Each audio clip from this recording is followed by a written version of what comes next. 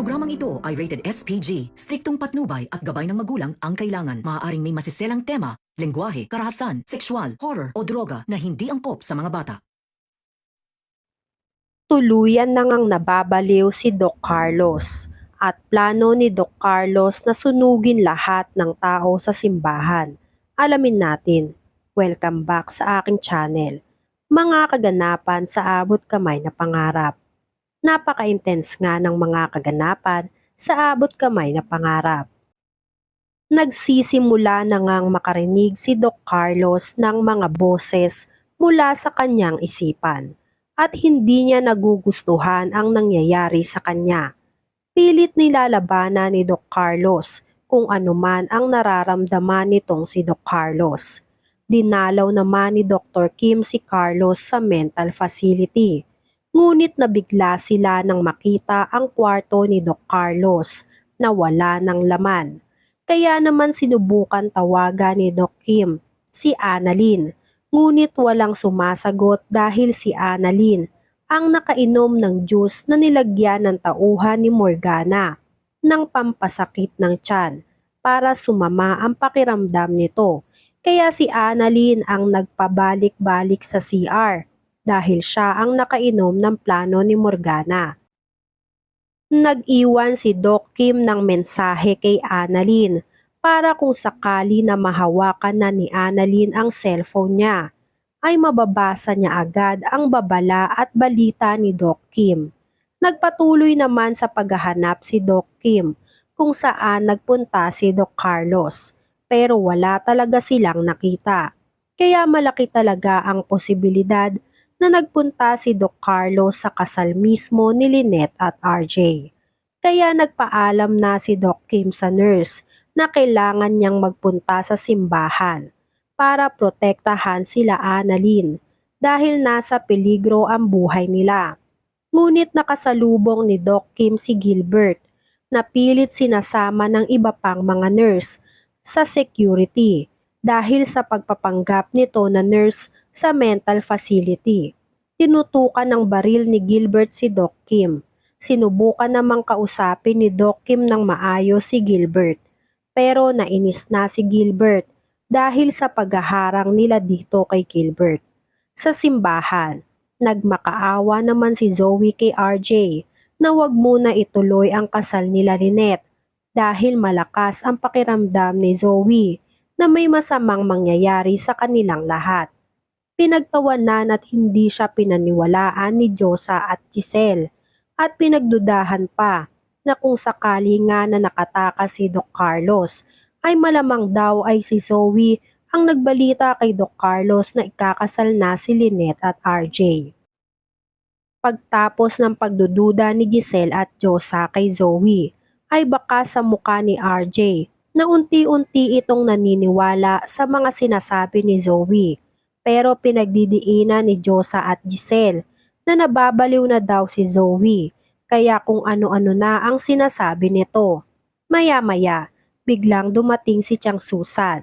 Pinatunayan ni Chang Susan na tama ang lahat ng sinasabi ni Zoe sa kanilang lahat na nakatakas talaga si Doc Carlos sa mental facility at papunta ito doon sa simbahan kung nasaan sila. Para manggulo at force ay baka kung ano ang gawing masama nito sa kanilang lahat. Takot na takot si Zoe. Baka sa mukha ni Zoe ang pag-aalala para sa kaligtasan nilang lahat. Ganon din nga itong si RJ. Natatakot sila sa maaaring mangyari. Pero nagsabi ang organizer na dumating na daw ang bride at 10 minutes na lang ay mag-uumpisa na ang kasal ni Lynette at RJ. Kaya hindi nila alam kung itutuloy pa ba nilang lahat ang kasal ni Lynette at RJ. Nagmamasid naman si Doc Carlos sa simbahan.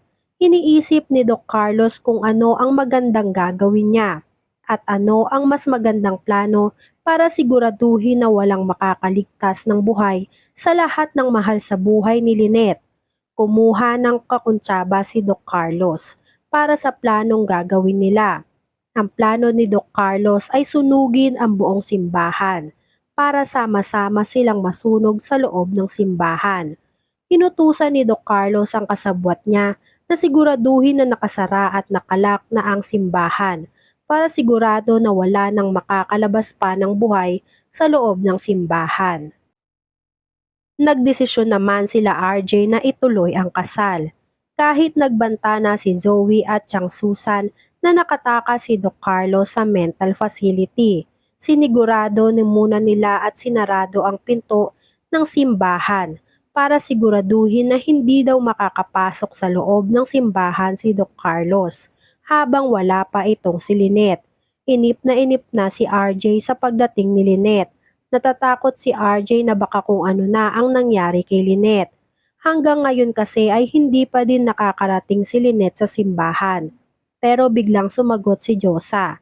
Nagsabi si Josa na nakausap niya si Lynette kanina at nasiraan lang daw ang sasakyan na sinasakyan ni Lynette kaya antayin na lang daw nila ang pagdating ni Lynette sa simbahan. Lalabas sana si Zoe ng simbahan dahil hindi mapakali si Zoe sa mangyayari sa kanilang lahat. Sinubukan ni Zoe na buksan ang pinto ng simbahan pero hindi ito mabuksan ni Zoe.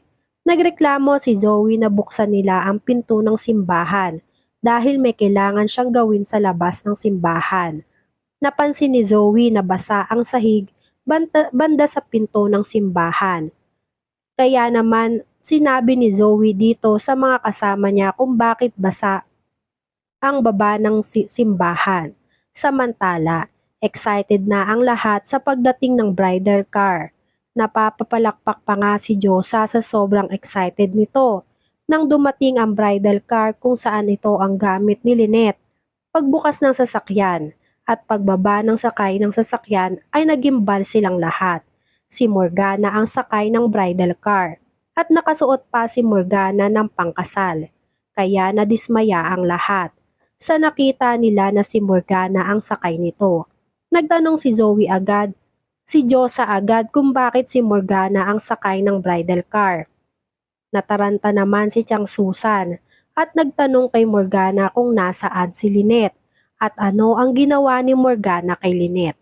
Nagsabi si Morgana na hindi na daw makakarating si Lynette kaya siya na ang magpapakasal kay RJ dahil umurong na si Lynette dahil napag-isip daw ni Lynette na hindi sila para sa isa't isa ni RJ. Sa kabilang banda, handa na ang plano ni Doc Carlos. Sa isip ni Doc Carlos, sinayang daw ni Lynette lahat ng meron silang dalawa ni Lynette, kaya kasalanan daw ni Lynette kung ano ang susunod na mangyayari sa mga taong mahal ni Lynette. Samantala, hinawakan ni Zoe ang tubig sa sahig ng simbahan.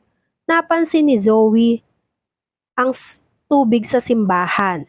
Napag-alaman ni Zoe na hindi tubig ang nakakalat sa sahig ng simbahan, kundi isang alkohol at pure ethanol. Kaya lumakas ang kutob ni Zoe na baka plano ni Doc Carlos na sunugin silang lahat sa loob ng simbahan. Nagpanik si Zoe at sinabi sa kanilang lahat ang natuklasan niya. Kaya lahat sila ay hindi na makaalis at makalabas sa loob ng simbahan dahil nakalak na ang pinto ng simbahan.